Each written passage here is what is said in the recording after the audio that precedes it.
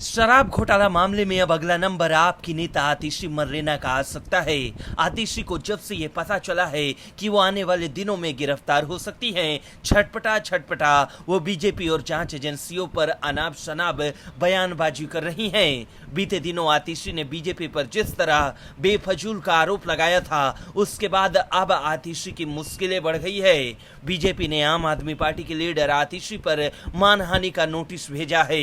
हाल ही में उन्होंने कहा था कि उनसे 1 महीने के भीतर पार्टी में शामिल होने या ईडी के जरिए गिरफ्तार का सामना करने के लिए संपर्क किया गया था। आतिशी ने कहा था कि उन्हें बेहद करीबी से बीजेपी में शामिल होने का ऑफर मिला था। दिल्ली बीजेपी के प्रवक्ता प्रवीण शंकर कपूर ने आतिशी को कानूनी नोटिस भेजा और उनसे सार्वजनिक माफी की मांग की है। आतिशी ने हाल ही में पीसी की थी और कहा था, बीजेपी के एक बहुत ही करीबी के जरिए मुझसे संपर्क किया गया। उन्होंने मुझे बीजेपी में शामिल होने के लिए कहा है और कहा है कि इससे मेरा राजनीतिक करियर बच जाएगा। उन्होंने धमकी दी है कि अगर मैं बीजेपी ज्वाइन नहीं करूंगी तो ईडी मुझे 1 महीने के भीतर गिरफ्तार कर लेगी। आम आदमी पार्टी की नेता ने आगे दावा किया कि उन्हें पार्टी सहयोगियों सौरभ भारद्वाज, राघव चड्डा और दुर्गेश पाठक के साथ बीजेपी ने निशाना बनाया। उन्होंने आरोप लगाया कि ईडी उन्हें गिरफ्तार करने से पहले उनके और उनके रिश्तेदारों के आवास पर छापेमारी करेगी। आतिशी ने आरोप लगाया, बीजेपी की योजना अगले 2 महीनों में 4 और आप नेताओं को गिरफ्तार करने की है। वे मुझे, सौरभ भारद्वाज, दुर्गेश पाठक और राघव चड्डा को गिरफ्तार करेंगे। वहीं बीजेपी ने आतिशी के आरोपों को निराधार बताते हुए खारिज कर दिया। दिल्ली बीजेपी अध्यक्ष वीरेंद्र सचदेवा ने आरोपों का खंडन करते हुए आतिशी के बयानों को झूठा करार दिया। उन्होंने कहा कि शराब नीति मामले में शीर्ष नेताओं की गिरफ्तारी के बाद आप आंतरिक संघर्ष में उलझ गई है। सचदेवा ने दावा किया कि पूरी आम आदमी पार्टी शराब घोटाले में शामिल थी और उसके नेता इस आशंका पर आपस में लड़ रहे थे कि अगला बलि का मेमना कौन होगा। बता दें कि दिल्ली के सीएम अरविंद केजरीवाल की जेल जाने के बाद से ही आप नेता आतिशी बीजेपी पर हमलावर रही हैं। हालांकि ऐसी खबरें भी आई थी कि ईडी को ये जानकारी मिली है कि घोटाले में आतिशी भी शामिल हो सकती है, लिहाजा उनसे आने वाले दिनों में पूछताछ किया जा सकता है। इसी को लेकर आतिशी बीजेपी और जांच एजेंसियों पर भड़की हुई हैं। ब्यूरो रिपोर्ट, न्यूज़ चौक। आम आदमी पार्टी के सांसद संजय सिंह को भले ही शराब घोटाला मामले में कोर्ट से जमानत मिल गई, लेकिन अगर संजय सिंह पहले की तरह कुछ भी उल्टा सीधा बयानबाजी की तो फिर से जेल जाने में थोड़ा भी समय नहीं लगेगा। जब से ये खबर आई है कि आप सांसद संजय सिंह को जमानत मिलेगी, आम आदमी पार्टी खुश है, लेकिन जमानत देते हुए कोर्ट ने बहुत सख्त हिदायत दी है। खबर ये है कि संजय सिंह किसी भी राजनीतिक गतिविधि में हिस्सा नहीं ले सकेंगे और शराब घोटाला के मामले में बयान भी नहीं देंगे। सुप्रीम कोर्ट ने अपने आदेश में ये बात लिखी है। इस बारे में संजय सिंह के वकील अभिषेक मनु सिंघवी ने सुप्रीम कोर्ट को भरोसा भी दिया है।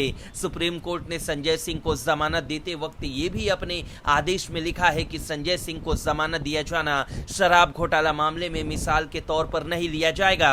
यानी संजय सिंह को जमानत भले ही मिल गई हो, लेकिन उनका उदाहरण देकर दिल्ली के सीएम अरविंद केजरीवाल, तेलंगाना की एमएलसी की कविता और अन्य आरोपी जमानत नहीं मांग सकते।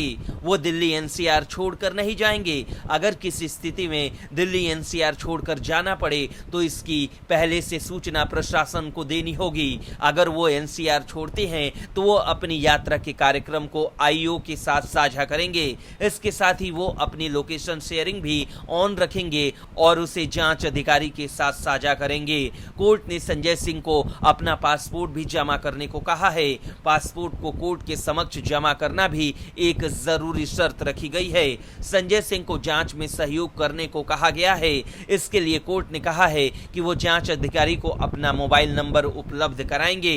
जमानत की एक अहम शर्त यह भी है कि संजय सिंह सबूतों के साथ किसी भी तरह से छेड़छाड़ नहीं करेंगे। बता दें कि शराब घोटाला मामले में संजय सिंह के मुख्य साजिशकर्ता होने की बात ईडी ने कही थी। इसके अलावा उन पर अपराध जात की आय को वैध बनाने का आरोप भी लगाया गया था। ईडी ने संजय सिंह के रिमांड आवेदन में कहा था कि शराब घोटाला मामले में आरोपी दिनेश अरोड़ा ने संजय सिंह के कहने पर कई रेस्तरां मालिकों से बात की थी। ईडी ने यह भी आरोप लगाया है कि साल 2017 से ही संजय सिंह और दिनेश अरोड़ा करीबी रिश्ते रहे हैं। जांच एजेंसी ने यह भी कहा था कि दिनेश अरोड़ा ने संजय सिंह के कहने पर आम आदमी पार्टी के फंड के लिए 82 लाख रुपए के चेक की व्यवस्था की थी। इसके अलावा संजय सिंह के सहयोगी सर्वेश मिश्रा के जरिए 2 करोड़ नगद भी दिए। ब्यूरो रिपोर्ट, न्यूज़ चौक। दिल्ली के सीएम अरविंद केजरीवाल की मुश्किलें बढ़ने वाली है, क्योंकि ईडी ने कोर्ट में जो दलील दी है उससे तो क्लियर हो गया है कि घोटाला हुआ है। दरअसल दिल्ली के मुख्यमंत्री अरविंद केजरीवाल की याचिका पर दिल्ली हाई कोर्ट में लंबी बहस चली। दोनों तरफ से कई दलीलें दी गईं। जस्टिस स्वर्णकांत शर्मा की अदालत में ईडी की तरफ से पेश हुए एसएसजी एसवी राजू ने कहा कि शराब घोटाला हुआ है, इस तथ्य संदेह से परे है। पैसों की बरामदगी नहीं होने को लेकर भी केंद्रीय जांच एजेंसी ने पहली बार स्पष्ट जवाब दिया। ईडी ने समझाया कि लाश नहीं मिलने पर भी मर्डर केस में दोषी करार दिया जाता है। ईडी के वकील ने कहा कि आरोप लगाया जाता है कि केजरीवाल की गिरफ्तारी चुनाव की वजह से किया गया, लेकिन ये सब बहुत पहले से चल रहा था, चुनाव के वक्त नहीं हुआ। ये सिर्फ कोर्ट को असली मुद्दे से भटकाने के लिए किया जा रहा है।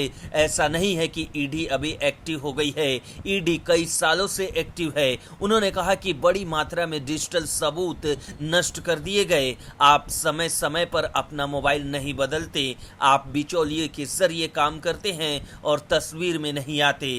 कहते हैं कि मैंने कुछ नहीं किया, आपने बहुत चालाकी से किया है, लेकिन हमने सब उजागर कर दिया।